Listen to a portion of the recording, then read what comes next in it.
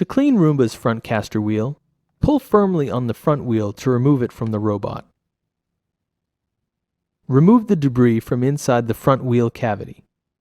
Remove the front wheel from its housing by pushing it through from underneath. Clear any hair wrapped around the wear guards.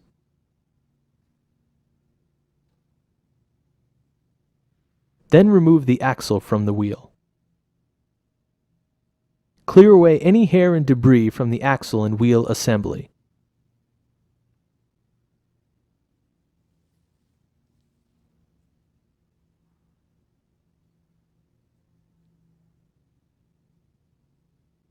Reinstall the wear guards and shaft assembly to the wheel,